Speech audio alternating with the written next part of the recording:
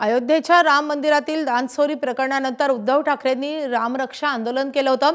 त्यावेळी त्यांनी भाजप आणि शिवसेनेवर टीका केली होती। त्याला काल विधान परिषदेमध्ये उपमुख्यमंत्री एकनाथ शिंदेंनी ठाकरेंना टोला लगावलाय। आपण पाहूयात।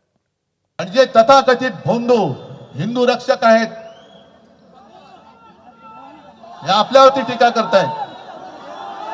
त्यांना मी सांगू इच्छितो की अरे, जर तुमच्या धमन्यांमध्ये अस्सल हिंदूंचं रक्त असेल तर आमच्या सोबत राम रक्षा करण्यासाठी रस्त्यावरती या। रामाची रक्षा करायची आहे आम्हाला। भाजपा मुक्त राम पाहिजे।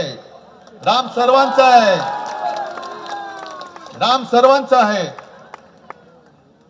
ज्या डॉक्टर बाबासाहेब आंबेडकरांनी काळाराम मंदिरात सत्याग्रह केला होता की हा राम केवळ तुमचा नाही, हा राम माझा सुद्धा आहे, हा राम तमाम हिंदूंचा आहे, सर्व हिंदुस्थानातल्या सर्व नागरिकांचा आहे। सत्ता असताना दाम आणि सत्ता गेली की राम। सत्ता असताना दाम, सत्ता गेली की राम, असे हा प्रकार आहे। आणि म्हणून कर्माची मिळाली शिक्षा म्हणून आठवली रामरक्षा। मी नेहमी सांगतो, जो राम का नहीं वो किसी काम का नहीं।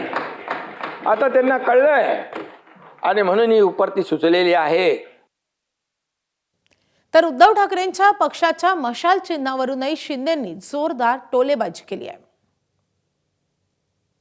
पक्ष चोरला असेल,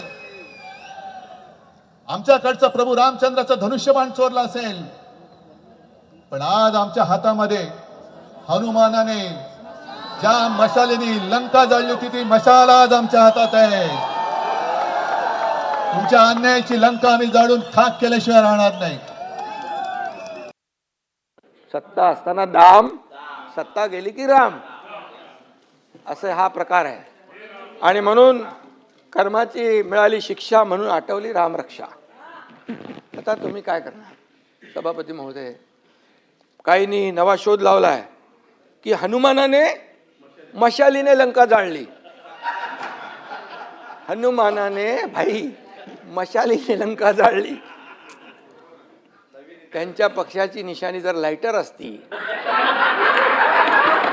म्हणाले होते लायटरने लंका जाळली।